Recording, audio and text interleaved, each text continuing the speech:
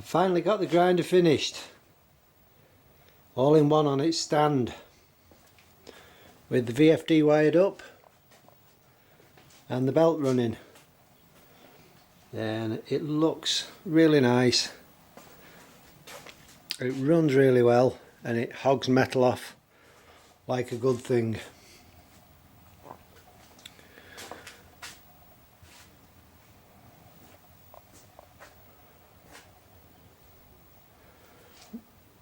Now I said I didn't have enough metal for the stand, but I did, because I remembered I had this box section steel, and that came from a scrap pile.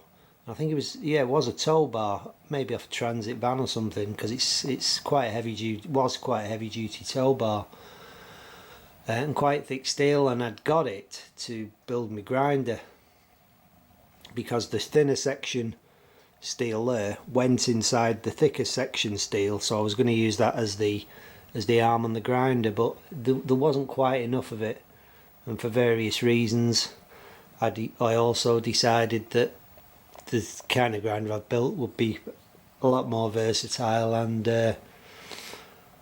have more options than the grinder I would have built with that.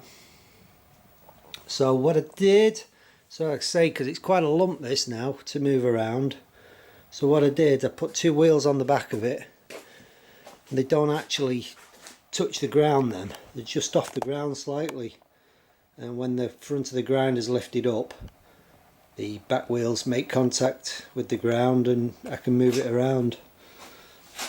I'm not going to move it around that much obviously, but when I do need to move it, you know, I'm going to need a crane if I don't have something with wheels on. So I'll just show you just a dead simple operation really of lifting the back up, because when I put the wheels on the back, I found that when I lifted the actual grinder, it was a bit top heavy, and I thought, you know, if it gets off balance, that I'm going to end up with the full weight of the grinder in my lap, which wouldn't be nice. So I thought another wheel on the front would work better. So what I did, I bought one of these little casters, 100mm caster, and I put a little arm on it. And when I press down on that, it lifts the grinder up, and that arm just locks into the channel there. Just cut a slot in the channel and it locks in, so it means I can, you know, quite easily move the grinder around now.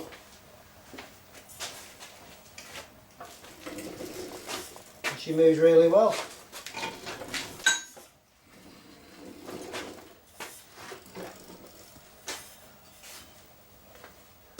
So I'm going to put it into operation. I'm going to put it in its final resting place in a minute, or its temporary resting place. I also, on this, I put these little extending tables on. Just extended the tables out with a couple of bars. It just gives me a bit more working surface, because my benches are generally always piled up with junk and cluttered. No, a little bench wasn't going to be much good to me, so they just kind of extend out. I can collapse them down when I'm moving the grinder around then. So I might want to get this out in summer, take it outside under the lean-to and do the grinding out there. I was getting the shop all dusty with metal dust and everything. So I'm going to push this back here now and we'll set it up.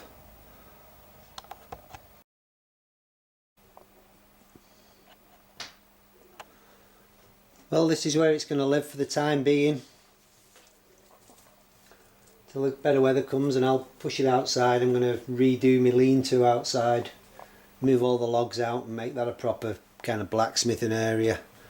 I've just got the VFD on the wall there, but it's going in a protective box to keep the dust and the garbage out of it. Not recommended.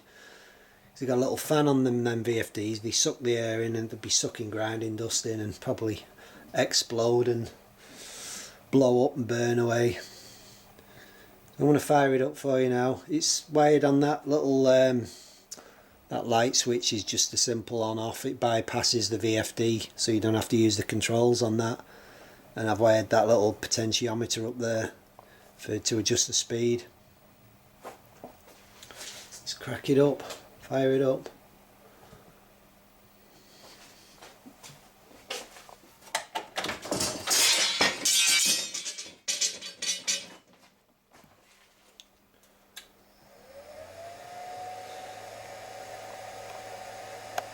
The VFD running.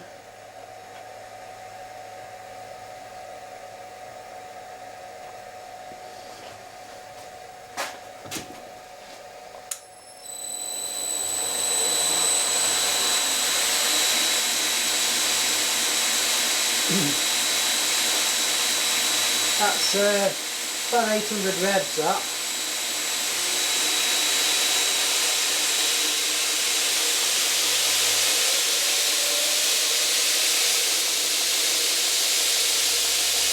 $1,600.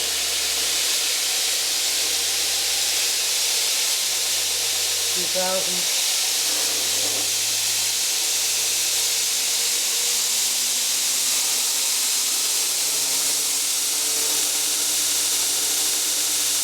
That's the maximum, which is 3,300.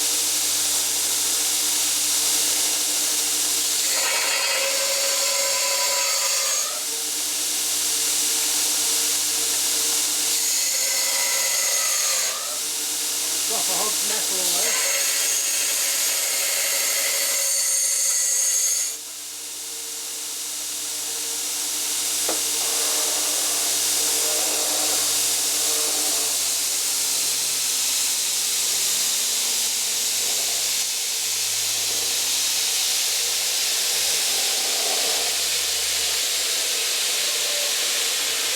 There's a bit of vibration coming off the end of that wooden attachment on the bench. There's a bit of vibration coming off that, but I'll deal with that. So that's my grinder done, all finished. Like I say, it can just live there by the doorway for now. It's catching no harm there. I'll finally be able to get on some of these bigger projects now, like the axes, and do some decent grinding. I've got the only problem, which is a recurring problem, is the tool arms, or the not so much the tool arms, these bars that hold the tool arms. I've managed to get that one square and flat and true, so the plating itself is sort of bang on with the grinder, but this one that attaches the tool rest, I haven't been able to do that because the grinder I had that I flattened that out with has died on me. It's just gone, it's killed itself. So I've not been able to sort of straighten that properly and square it up. So that table is running down a bit because the bar wants squaring up, wants to come up. But a mate of mine, he's getting me some 30mm bright steel. So I'll take that one out and I'll put a nice square one on, and I'll also be able to make up the tool arm for the big wheel. And I've got some smaller bearings coming to make some little smaller rollers for the front. So I'll just take it off that mode, or that angle.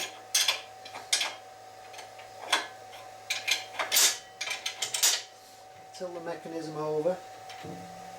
I'll do that plate now. Not too long. Take that off.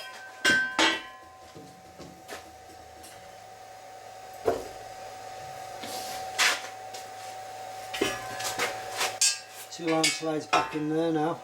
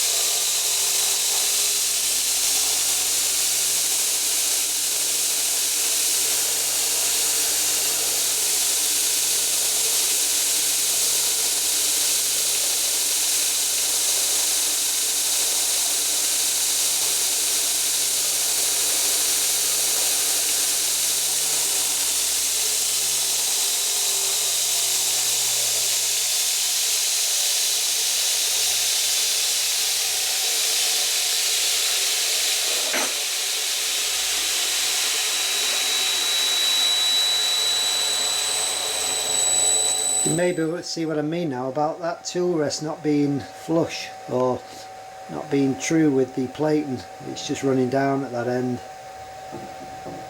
Get that squared up with the new arm when I get them. It'll be a lot better. It'll probably come round a bit. Maybe pushed it in a bit too far actually. Yeah, that's better. It's actually off the other end now. Oh yeah, that needs rectifying.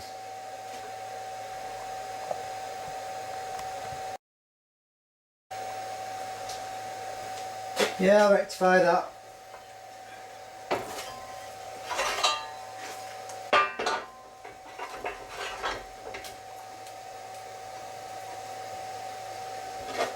That's back together in the upright mode. It's one thing, I've put two sets of fixing screws on this, because as the grinder tilts, that one just fouls the hinge mechanism. Right, so we do no harm.